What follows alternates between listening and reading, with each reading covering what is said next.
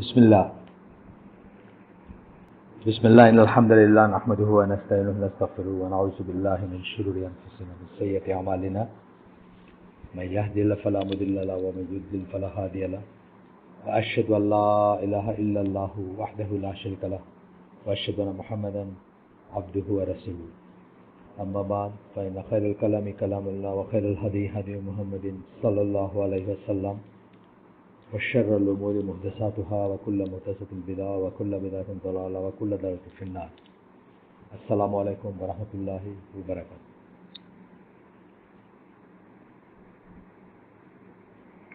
আমরা গতদিন যেখানে শেষ করছিলাম তারপর থেকে পড়ব জাস্ট একটু পেছনের কথা বলার আছে সেটা হচ্ছে যে আমরা একটা আমরা যে চ্যাপ্টারটা আমরা যা পড়তেছি এখন এই যা পড়তেছি এইটা হচ্ছে আপনার মানে এটার ব্রডার হেডিং যদি আমরা বলি যে এটা কী নিয়ে আমরা পড়তেছি তাহলে আমরা দেখছি যে বেসিক প্রিন্সিপালস নিয়ে আমরা পড়তেছি আমরা আগেই বলছি যে বেসিক প্রিন্সিপালস নিয়ে আমরা পড়তেছি আপনার আকিদা আহলে সুন্নাত জামার আকিদার বেসিক প্রিন্সিপাল বা বেসিক মৌলিক মূলনীতি যদি আমরা বলি শুনতে একটু কেমন লাগে মৌলিক মূলনীতি নিয়ে আমরা পড়তেছি বেসিক প্রিন্সিপালস অফ আকিদা অফ আহলে সুন্নাত ওয়াল জামা এটা হচ্ছে ব্রডার হেডিং যেটা তার ভিতরে আমরা আপনাকে বলছি যে 11টা চ্যাপ্টার আছে 11টা চ্যাপ্টারের ভিতরে প্রথম চ্যাপ্টারটা আমরা ইচ্ছা করে খুব বেশি একটা করি নেই সময় দেয় নেই বা মোটেও সময় দেয় নেই হয়তো কারণ এটা হচ্ছে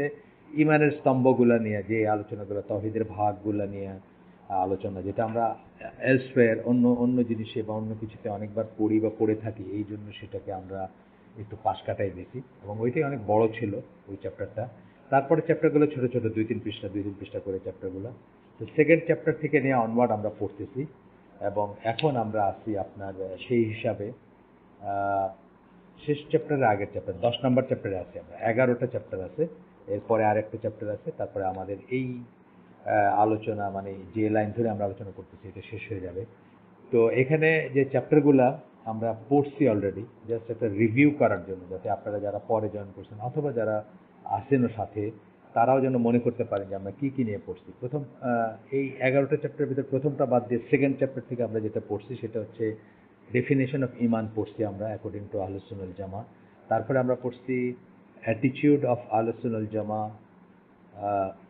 টুয়ার্ডস ইস্যু অফ তাকফির মানুষকে কাফের প্রতীয়মান করা অথবা কাফের ফতোয়া দেওয়া এইটার ব্যাপারে আমাদের অ্যাটিটিউড কি এটা আমরা পড়ছি আপনাদের যদি মনে থাকে আমরা বলছি যে এটা আমাদের সাবজেক্ট না আমাদের বিষয় না আমাদের কমন ফোক যারা কমন মাস যারা তাদের তো কোনো ব্যাপারই না এটা এবং বিশেষ বিশেষ ব্যক্তি আলেম এবং রাষ্ট্রযন্ত্রের ব্যাপারে এটা তারপরে 4 নম্বর চ্যাপ্টারে আমরা পড়ছি 2 হলো ডেফিনেশন অফ ইমান 3 হচ্ছে তাকফির সংক্রান্ত ব্যাপার 4 নম্বর হচ্ছে আল্লাহ যে সমস্ত ওয়ার্নিং দিচ্ছেন আমাদের এবং যে সমস্ত প্রমিস এবং ওয়ার্নিং সেগুলোই বিশ্বাসটা আমি আমার এক অনেকের সাথে শেয়ার করছি এই ফিলিংটা নতুন আমার ফিলিংটা মানে এই বোধ বা অনুভব বা রিয়েলাইজেশনটা বলতে পারেন নতুন যে ক্রাইস্ট চার্চের ঘটনাটার পর আমি চিন্তা করতেছিলাম যে কেন এই ঘটনাগুলো হচ্ছে বা ঘটতেছে বা এই যে সারা দুনিয়ায় যে একটা টেনশন মুসলমানরা যে একটা ব্যাকফুটে একটা বাই ডিফল্ট একটা আসামি অবস্থা কাচুমাচু চেহারা সবসময় একটা মানে কি বলবো মানে চোরা একটা ভাব বা সবসময় কে মানে রিসিভিং এন্ড যেটাকে আমরা বলি মানে সবসময় তারা তারা বাই ডিফল্ট তারা দোষী তারা নিগৃহীত তারা ডিসক্রিমিনেটেড বা এইসব যে সমস্ত ব্যাপারগুলো তো আমি চিন্তা করতেছিলাম যে আমরা এই যে হাসাদের উপর যে বইটা পড়ছি ওই বইটা পড়তে গিয়ে আমাদের অনেক নতুন জিনিস আমরা নতুন বলতে পুরানো জিনিস কিন্তু নতুন করে আমরা রিয়েলাইজ করছি সেটা একটা হচ্ছে যে আপনার উপর যে সমস্ত ক্যালামিটি আসে মানে বা যে সমস্ত বিপদ আসে ট্রায়ালস অ্যান্ড ট্রিবিউলেশন যেগুলো আমরা বলি ফিতনা বলি অথবা টেস্ট বলি অথবা বিপদ বলি অথবা আযাব বলি যাই বলি মানে যেটাতে আমরা কষ্ট পাই যেটাতে আমরা আমাদের হৃদয়টা ভেঙে যায় অথবা আমরা কষ্ট পাই সেই জিনিসগুলা অথবা ইমান নিয়ে টানাটানি শুরু হয় বা জীবন নিয়ে টানাটানি শুরু হয় বা ইমান আমার থাকবে কিনা সেটা নিয়ে সন্দেহ হয় মানে এই সমস্ত ক্রাইসিস যেগুলো আসে সেগুলা আমাদের হাতের কামাই এটাও কিন্তু বিশ্বাসের একটা অংশ আল্লাহ কোরআনেই বলছেন ক্যালামিটিস যেগুলো সেগুলো তোমাদের হাতের কামাই যেগুলোকে ক্যালামিটি বলা যায় আযাব গজব বা আপনার বলা যায় কি বলে পানিশমেন্ট বলা যায়, বা এই ধরনের যে সেন্সগুলা, যে শব্দগুলো আমরা ব্যবহার করি সাধারণত, সেগুলোর কথা আমি বলতেছি যে সেই জিনিসগুলা যেগুলা আমাদের উপর আসে, আমাদের ভিত নড়ায় দেয়, বা আমরা হতবিহ্বল হয়ে যাই যে আমরা কি করব, সেগুলো আমাদের হাতের কামাই বা আমাদের নিজেদের আর্ন করা। তো এই সমস্ত কথা বলতে গিয়ে একটা জায়গায়, বা এই সমস্ত কথা নিয়ে চিন্তা করতে গিয়ে আমি চিন্তা করতেছিলাম ক্রাইস্ট চার্চের ঘটনাটা পরে, যে ধরেন কলোনাইজেশন মুসলিম উম্মার 1798 সাল থেকে শুরু হয়েছে, গোটা আপনার ঊনবিংশ শতাব্দী, যেটা অর্থাৎ 1800 সামথিং যেটা আমরা বলি, সেটা ঊনবিংশ শতাব্দী, এবং গোটা বিংশ শতাব্দী 1900 সামথিং যেটাকে বলি ওইটা, এবং এখন তো আমরা একবিংশ শতাব্দীতে আছি। এই সময় ধরে মুসলমানরা তো আসলে গ্র্যাজুয়ালি আস্তে আস্তে আস্তে আস্তে এটা বাড়ছেই, যে আল্লাহর উপর ভরসা চলে গেছে, আল্লাহ সিস্টেমের উপর ভরসা চলে গেছে, সুন্নাহর উপর ভরসা চলে গেছে, রাসূল সাল্লাল্লাহু আলাইহি ওয়াসাল্লাম যে ওয়ে অফ লাইফ দিয়ে গেছেন সেটার উপর ভরসা চলে গেছে। উল্টা দিকে কি মনে হচ্ছে যে ওয়ার্ল্ডলি ব্যাপারে তো বটেই, ফিলোসফিক্যাল লেভেলে কাফেররাই সঠিক বা বিশ্বাসীরাই সঠিক, তারাই তো উন্নতির শিখরে আছে, তারাই বাড়ি গাড়ি সব দৌড়াইতেছে, তাদেরই সব সাকসেস, তাদেরই সব মানে এই যে মেটেরিয়াল চোখে দুনিয়াটাকে দেখতে শুরু করে আমরা তাদেরকে এক ধরনের মেনেই নিচ্ছি যে তাদের সবকিছু সঠিক। এবং তার উল্টা দিকে আমরা কি করছি, আল্লাহর সমস্ত ওয়ার্নিং গুলা বা আল্লাহর সমস্ত প্রমিস গুলাকে আমরা পায়ে মারায় গেছি, শুনতে যত খারাপই লাগে। যেমন ধরেন, জাস্ট একটা আয়াত আমি বলি, যে সূরা সূরা নিসার 97 নম্বর এবং 98 নম্বর আয়াতে আল্লাহ বলতেছেন যে যারা, আপনারা যে কোনো ভালো একটা তাফসীর পড়ে দেখেন, আমি আপনাদেরকে কমনলি যেটা পাবেন সেটা আমি বলে দিচ্ছি, যেখানে একদম খুব স্পষ্টভাবে পাবেন, সেটা হচ্ছে সৌদি আরব থেকে নোবেল কোরআন নামে যে ইংলিশ শর্ট শর্ট তাফসির বলা উচিত না, মানে শর্ট ফুটনোট আছে এবং ট্রান্সলেশন বলা উচিত এটাকে, যেটা হাজিদেরকে দেওয়া হয়, ইংলিশ স্পিকিং হাজিদেরকে দেওয়া হয়, অথবা আপনারা কিনতে পারেন বা দারুস সালামে পাওয়া যায়। এখন এটার তফসির বাইরেছে, দারুস সালাম এটার তফসির বাইর করছে, কিন্তু অরিজিনালি বইটা এক খণ্ড ছিল। এখন সম্ভবত, আই এম নট শিওর, আমি সৌদি আরবে ছিলাম যখন এই বছর, এই জানুয়ারি মাসে, তখন রিয়াদে আমরা দারুস সালামের এসে গেছিলাম দোকানে, সেখানে দেখলাম যে নতুন ওই সেট একটা বক্সে পাওয়া যায়, সম্ভবত 6 খণ্ড, I am not sure, noble কোরআনেরই ওই ট্রান্সলেশনটা তফসির ফর্মে বাইর করছে মনে হয়, আরেকটু এক্সপ্লেনেশন বা এই দিয়ে।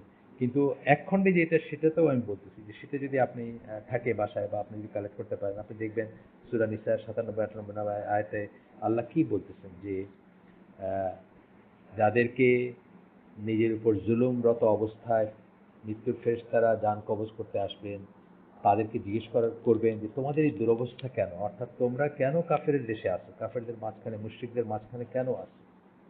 আল্লাহর দুনিয়া কি প্রশস্ত ছিল না যে তোমরা সেখান থেকে বের হয়ে গিয়ে আহ, অন্যত্র যাইতে পারতা, হিজরত করতে পারতা? এটা কিন্তু কোরআনের আয়াত, আমি কিন্তু হাদিসের কথা এখনো আসিনি, কোরআনের আয়াতই বলতেছি। এরকম আরো আছে, আরো ওয়ার্নিং আছে, কিন্তু আমরা একটা কথা জাস্ট বলতেছি। তো সেখানে লোকজন বলবে, মানে যাদের জান কবজ করা হচ্ছে তারা বলবে আমরা জমিনে দুর্বল ছিলাম, বা আমরা ছিলাম, তখন বলা হবে যে তাদেরকে জাহান্নামে নিক্ষেপ করা হবে, এক্সেপ্ট বলে আল্লাহ 98 নম্বর আয়াতে বলতেছেন। আমি জাস্ট জিসটা বলতেছি আপনাদেরকে, পুরো আয়াত তো আর আমার মুখস্থ নাই, আমার সামনে ওই আয়াতগুলো নাইও, এখন আপনারা দেখে নিন, সূরা নিসা 97 এবং সূরা নিসার 98 নম্বর আয়াত। এক্সেপ্ট বলে আল্লাহ বলতেছেন যারা দুর্বল, রিয়েলি দুর্বল, শিশু, বৃদ্ধ, নারী, এবং যারা পথ খুঁজে পাবে না, মানে কিভাবে হিজরত করতে হবে সেটার পথ খুঁজে পায় না। এটা আমি অনেক আলোচনায় বলছি, যে যেমন ধরেন আমাদের সিলেটিরা তো সবচেয়ে আগে বাংলাদেশ থেকে মাইগ্রেট করতে শুরু করছিল ইউকেতে বা ইউরোপে বা এলসওয়্যার। তো সেই কবে মুস্তফা আলীর বইতে দেখলাম যে ফ্রান্সে নেমে গেছে বা থেকে গেছে, আসে নাই, মা কাঁদতেছে দেশে, এই নিয়ে গল্প আছে ওনার ওই নির্বাচিত গল্পের ভিতরে দেখলাম যে এই নিয়ে গল্প, যে ফ্রান্সে থেকে গেছে, কান্নাকাটি করতেছে, মা দেশে কাঁদতেছে, ওই বউ এখানে আসতে দিবে না। তো এই সমস্যা, এগুলো তো শত বছর আগের কথা বা আরো আগের কথা। তো যেটা বলতেছি যে এই যে বললেন আল্লাহ যে তাকে জাহান্নামে নিক্ষেপ করা হবে, এই কথাটাকে আমরা সামান্যতম গুরুত্ব দিচ্ছি কোনোদিন? সামান্যতম চিন্তা করছি নাকি আমরা জানি যে আল্লাহ এরকম ধমক দিচ্ছেন?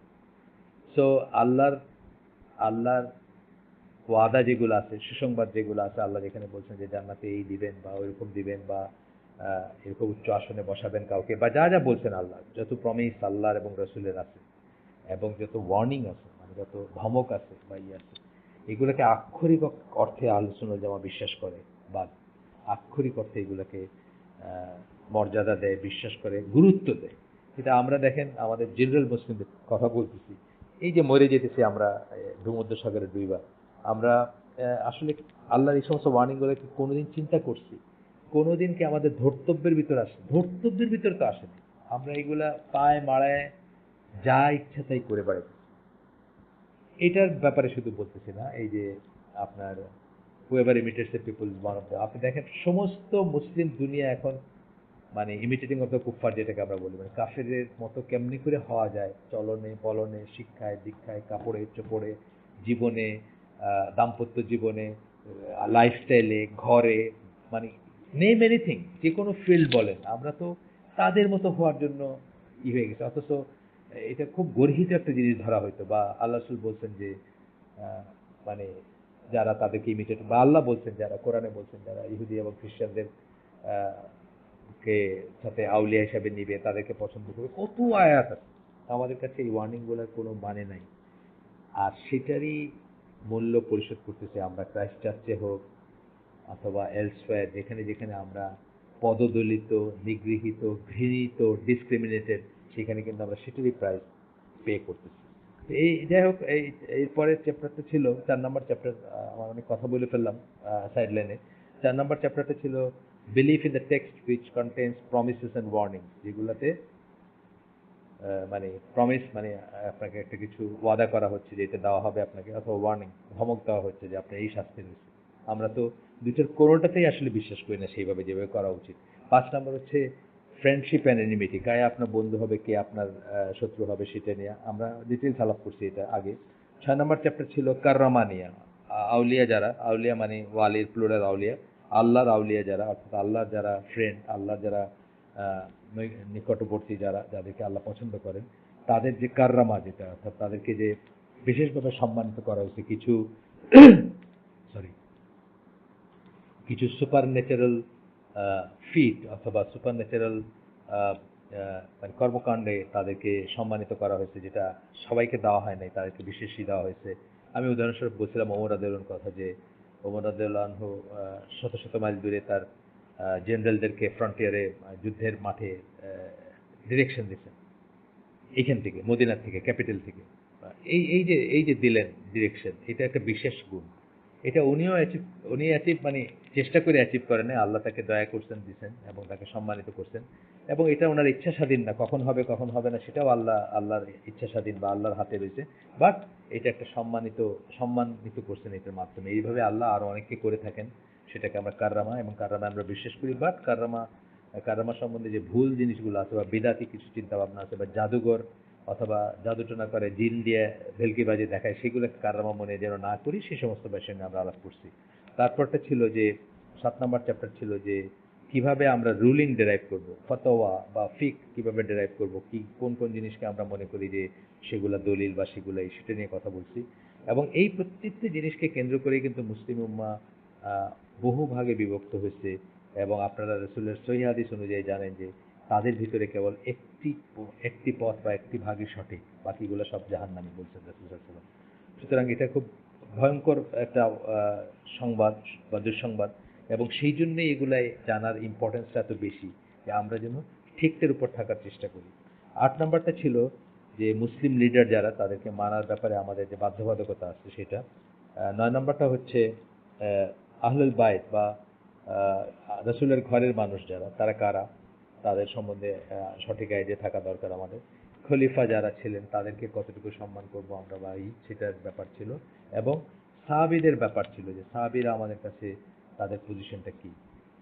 এই 9 নম্বর চ্যাপ্টারের পরে 10 নম্বর চ্যাপ্টারে আমরা এখন আছি, যে যারা উইমস এবং ডিজায়ার, হুজুক এবং হাওয়া, বা নিজের মনে যা চায়, ভাল লাগে যা, সেটা নিয়ে যারা আহ, সেটার অনুসারী যারা, অথবা যারা বিদাতের অনুসারী।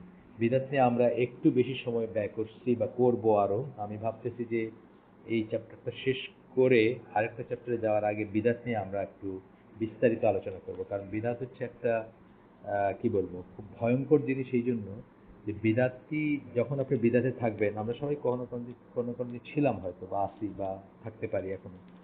বিদাতগুলো কিন্তু আপনার চোখে সুন্দর লাগবে, আপনার মনে হবে আমি তো ভালো কাজ করতেছি, আমি তো কোনো খারাপ কিছু করতেছি না। এক রাকাত সালাতে শবে বরাতের রাতে আমি 100 বার কুল হু আল্লাহ পড়ে করছি, আমি তো আল্লাহর জন্য নিজেকে অলমোস্ট মানে কোরবানি করে দিচ্ছি। এই জন্য বিদাতটা ডেঞ্জারাস, যে বিদাতটা যারা করে বা যারা বিদাতে লিপ্ত থাকে তাদের কাছে জিনিসগুলো ভালোই মনে হয়, মনে হয় আমরা তো ভালোই করতেছি। এবং আমার তো ভয়ও লাগে নিজেকে, ওয়াইজা কিল আলাহুম লা তুফসিদু ফিল আরদি ক্বালু ইন্নামা নাহনু মুসলিহুন। আল্লাহ সেই কবে বলছেন যে, যখন তাদেরকে বলা হয় যে দুনিয়ায় ফাসাদ সৃষ্টি করে না, তারা বলে আমরা তো ভালোই করতেছি, আমরা তো ভালোই করতেছি। ওয়ালাকাদ যায়্যানা, মানে এছাড়াও মানে অন্যান্য অনেক আয়াতে বলছে যে তাদের চোখে তাদের ইটাকে সুন্দর লাগে, বা তাদের কি বলবো, তাদের কর্মকাণ্ডগুলোকে সুন্দর লাগে দেখতে। আপনি দেখেন বাংলাদেশে যারা যারা ইসলামকে ধ্বংস করতেছে বলা যায়, যারা সকল নারীবাদী, অথবা যারা এই সিনেমা, নাটক, গান, কবিতা, কলা গোত্রীয় যারা, তারা আসলে কি মনে করে? তারা মনে করে যে আপনি অন্ধকারাচ্ছন্ন একটা গুহার ভিতরে আছেন, আপনাকে তারা আলো দান করতেছে। এই যে ওয়াইজা কিল লাহুম লা তুফসিদু ফিল আরদি, যখন তাদেরকে বলা হয় যে দুনিয়াতে ফাসাদ সৃষ্টি করে না, তারা বলে আমরা তো ভালোই করতেছি। আমরা যারা গে, যারা লেসবিয়ান, তাদের মনের কথাগুলোকে প্রকাশ করে মানুষের কাছে তাদের রাইট চাচ্ছি, আমরা তো ভালোই করতেছি। আমরা নারীদের অধিকার টু ডিভোর্স, অধিকার টু কি বলবো, মানে ঘর থেকে বাইরে হয়ে যাওয়া, অধিকার অফ স্ট্রিপিং অফ, মানে কাপড় খুলে ফেলা, আমরা তো ভালোই করতেছি, তাদেরকে আলো দেখাচ্ছি, এইটি তো বলে আসলে। যাই হোক, তো বিদাত নিয়ে আমরা একটু সময় ক্ষেপণ করব। এবং বিদাতের ভয়ঙ্কর দিকটা যেটা হচ্ছে যে, আপনার বিদাতির কাছে বিদাত একটু ভালোই লাগে বা ভালো মনে হয়। অনেক সময়ে সৎ কাজ করে একটা, বা সৎ কাজ করতেছেন বা একটা ভালো কিছু করতেছেন, বা ভালো ইন্টেনশন নিয়েও কিন্তু মানুষ বিদাতে যুক্ত হয়। এইটার জন্য এটা অত্যন্ত ভয়ঙ্কর একটা জিনিস, এটার ব্যাপারে এক্সট্রা সাবধানতার ব্যাপার আছে। যেমন ধরেন, আমি একটা উদাহরণ দিই, কমন উদাহরণ, খুব আমি আগেও বলছি যে যারা এই দেশে বা বাংলাদেশ, পাকিস্তান, ইন্ডিয়া বা ভারতবর্ষে যারা নিয়তের প্রচলন করছিলেন, নাওয়াইতু নুসাল্লিল্লাহি তাআলা রাকাতা সালাতিল ফজরে ফরদুল্লাহি তাআলা, মানে যাই একটা ফজরেরটা বললাম আর কি, এরকম জিনিস আরও পাবেন আপনারা। আমি ছোটবেলায় শেখা, আমি জানি না কারেক্ট বললাম কিনা, সম্ভবত কারেক্ট বলছি। এটা তো আমরা খুব রিলিজিয়াসলি শিখছি জিনিসটা। যারা এই জিনিসটা চালু করছিলেন তারা আসলে কি ভাবছিলেন?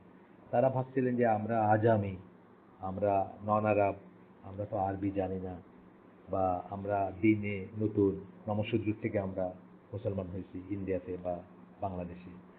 সো আমরা যদি ভুল করে ফেলি, যদি আসরের সময় জোহরের সময় আসর এই ধরনের করে ফেলি, বা নিয়তটা করতে যদি ভুলে যাই, বা কিছু একটা মনে করছেন, মনে করে তার একটা ফর্মুলা বানাই দিচ্ছেন যে এই নামাজে রেখে এটা পড়ে দাঁড়ায় যাবে, একটা ভালো ইন্টেনশন নেই করছে।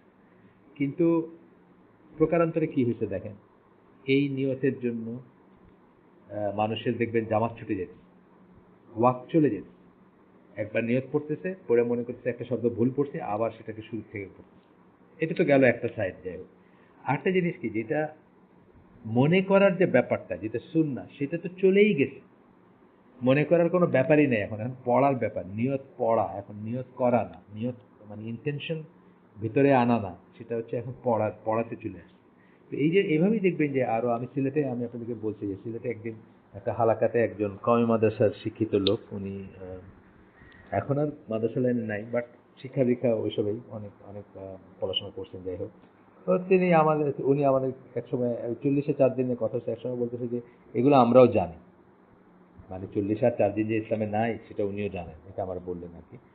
আমরাও জানি এগুলো, কিন্তু আমাদের আলেমুল আলমারা কেন এগুলো চালু করছেন? আমাদের এই নমশূদ্র থেকে মুসলমান হওয়া হিন্দুরা লাবড়া খাইতে, শ্রাদ্ধ হইলে মানে হিন্দুদের বাড়িতে চলে যেত, হিন্দুদের শ্রাদ্ধ সময় ওই অনেক রকমের আহ, কি সব মিক্স তরকারি বা মিক্স ভেজিটেবলের কি কি সব খাওয়ায়, তো ওই সব খাইতে চলে যেত গরিব মানুষরা।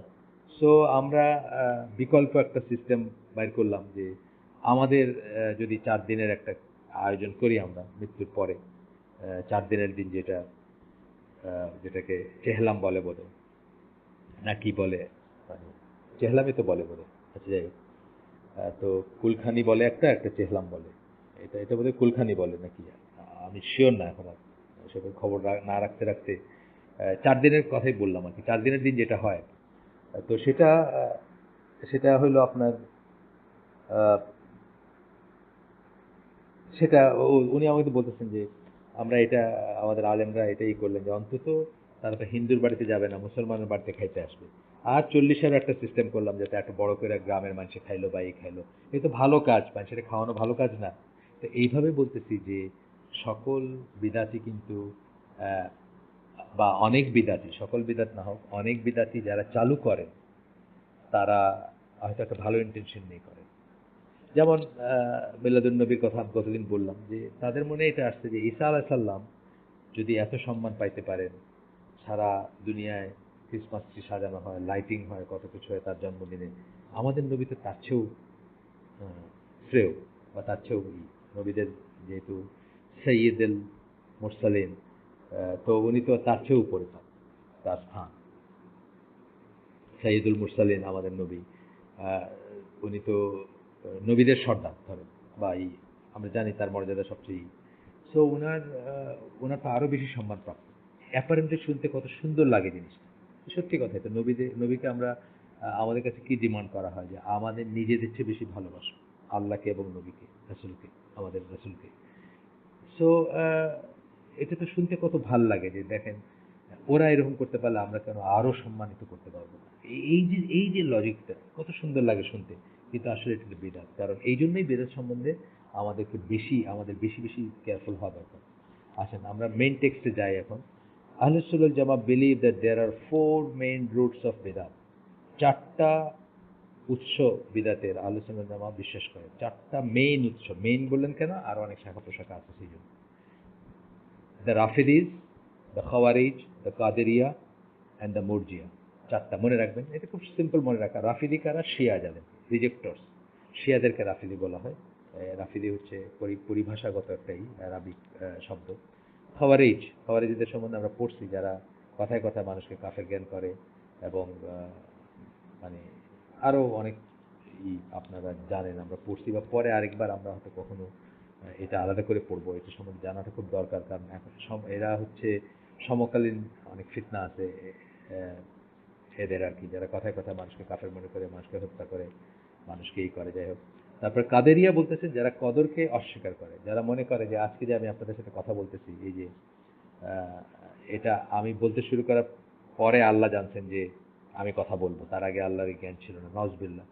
আমরা আলোচনা জামা কি বিশ্বাস করে যে আমাদের সৃষ্টি করার এই মহাবিশ্ব সৃষ্টির 50,000 বছর আগে এই আমাদের সমস্ত কিছু লিখে রাখা আছে যে আমরা কি করব। এটার মানে এটা না যে আপনাকে বাধ্য করা হয়েছে, তা না, কিন্তু এটা আরেকটা ডিসকাশন। তারপরেও বলতেছি আল্লাহ জানেন আমরা কি করব, কারণ আল্লাহর কাছে পাস্ট প্রেজেন্ট ফিউচার একসাথে এক্সিস্ট করে, এই হিসাবে আল্লাহ জানেন। কিন্তু আল্লাহ আপনাকে বাধ্য করেন নাই। আমি আজকে চিন্তা করছি, আল্লাহ আমাকে চয়েস দিয়েছেন, আমি চিন্তা করছি যে আজকে রাতে এইটুকু সময় এই এই হালাকার জন্য বা এই কথাগুলোর জন্য আমি ব্যবহার করব, বা এই লেকচারের জন্য আমি এইটুকু সময় ব্যয় করব। অ্যান্ড আল্লাহ সেটা অনুমোদন করছেন, ইয়েস, অনুমোদন অফকোর্স করছেন, এবং সেই জন্য আমি এটা করতে পারতেছি। এবং আল্লাহ মানে সবকিছু সৃষ্টির আগেই জানেন যে আমি এটা করব, বিকজ পাস্ট প্রেজেন্ট ফিউচার একসাথেই করে। আল্লাহর কাছে কোনো টাইমের নেই, টাইম বাউন্ড না আল্লাহ, এই টাইমের ভ্যারিয়েবল না আল্লাহ।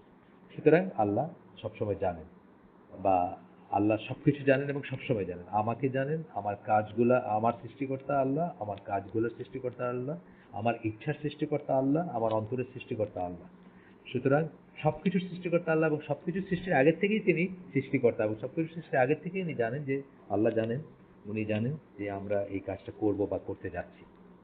আচ্ছা, সো 3টা বললাম, রাফিদি, খাওয়ারিজ বললাম, কাদেরিয়া বললাম, যারা কদরে বিশ্বাস করে না। এটা একটু একটু একটু কনফিউজিং মনে হবে যে কাদেরিয়া মানে তো কদরে বিশ্বাস করে না, উল্টাটা, যারা কদরে বিশ্বাস করে না তারা কাদেরিয়া।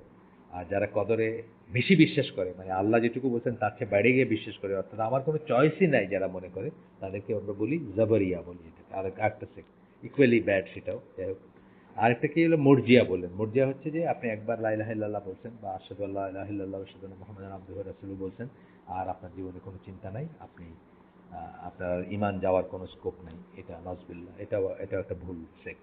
তো বলতেছেন যে এই চারটা হচ্ছে রুট অফ বিদআত, মানে এইগুলা থেকে স্প্রিং, মানে শাখা প্রশাখা গজায় গজায় সব বিদআত আসছে। আমাদের দেশে যেমন প্রচলিত বিদআতগুলো বেশিরভাগই দেখবেন শিয়াদের কাছ থেকে আসছে। মিলাদ বলেন, চল্লিশা বলেন, চার দিন বলেন, মানে এইগুলার রুট দেখবেন গিয়া ওই মাজার পূজা বলেন, তারপরে শবে বরাত বলেন, এগুলোর রুট দেখবেন সব হচ্ছে ওই শিয়াদের থেকে আসা। চল্লিশে চার দিন অফকোর্স না, মানে সেটা হয়তো সাইমালটেনিয়াসলি আসতে বা তাদের কাছ থেকেও আসতে পারে, আইডিয়াটা আমি জানি না আমার। কিন্তু এই মাজার, সুফিজম, এসোটারিক মানে গূঢ় তত্ত্ব, জাহেরি বাতেনি গোপন তত্ত্ব, সবকিছু সবাই জানে না, সবকিছু সবাইকে বলা হয় না, বলা যাবে না, এই সমস্ত ব্যাপার স্যাপারগুলা, সব ফিসি ব্যাপারগুলো সব কিন্তু ঐশীর থেকে আসছে, শিয়াদের থেকে আসছে মোস্টলি। আচ্ছা, এরপরে হচ্ছে আহলে সুন্নাত জামা have undertaken praiseworthy efforts to refute the arguments of the followers of whims and desires and innovation. আহলে সুন্নাত জামা কি করবে? যারা এই যে এতক্ষণ ধরে আমি কি করলাম, তাদের আর্গুমেন্টগুলোকে রিফিট করলাম না, তারা যেগুলো বলে, তারা যেগুলো করে, সেগুলোকে রিফিট করতেছি। আহলে সুন্নাত জামা এটা করে। বিদাতীদের তাদের উইমস, ডিজায়ার এবং ইনোভেশন, তিনটা কথা বলতেছেন বারবার। হুজুগ, হাওয়া বা ইচ্ছা, কামনা বাসনা, এবং ইনোভেশন মানে বিদাত, নতুন নতুন আবিষ্কার যেগুলো, সেগুলোকে রিপিট করে Ahle Sunnat Jama. They are always watching out for them, এবং তাদের খেয়াল করে যে তারা কি করতেছে। And they have said a great deal about the people of বিদা, of which we will mention a few. Ahle Sunnat জামা অনেক ধরনের সাবধান করে দিয়েছেন। আহলে সুন্নাত জামার ইমাম যারা, স্কলার্স যারা, গত 1400 বছর, 1450 বছর ধরে যারা ইমাম, যারা স্কলার, আল্লাহ রসুল তো করছেনই সাবধান, তাছাড়া অন্যরাও সাবধান করছেন। আল্লাহ রসুল এই যে রোজ আমি যেটা দিয়ে শুরু করি, যেটাকে আমরা বলি খুতবাতুল হাজা, এখানে দেখেন না আল্লাহ রসুল বলছেন ফাইন্না শাররাল উমুরি মুহদাসাতুহা, সবচেয়ে খারাপ যে কাজটা করতেছেন নতুন নতুন পন্থা উদ্ভাবন করা।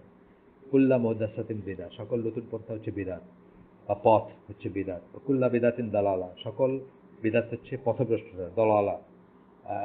কুল্লা দালালাতিন ফিন্নার, এবং সকল পথভ্রষ্ট আপনার কোথায় নিয়ে যাবে? জাহান্নামের আগুনে নিয়ে যাবে। এতে তো আল্লাহ রাসূল সাল্লাল্লাহু আলাইহি ওয়াসাল্লাম, এই শুধু এইটা না, এই হাদিস না, অন্যান্য অনেক হাদিসে সাবধান করছেন। আর পরবর্তী স্কলাররা আমাদেরকে চোখে আঙ্গুল দিয়ে দেখা গেছেন যে আহ, আহ, কিভাবে কোনটা আপনার কিভাবে আমাদের সাবধান থাকতে হবে, কিভাবে করতে হবে, এটা বোঝা গেছেন। যেমন একজন বলতেছেন এখানে, উনি হচ্ছেন তাজকিরা বাই ইমাম নওয়াবী, একটা বইয়ের নাম বলতেছেন। এই বই থেকে একজন একজন স্কলার, আপনারা হয়তো চিনবেন না তাকে, ইমাম আহমদ বিন সিনান আল কাত্তান, চিনবেন না আপনি তার কথা।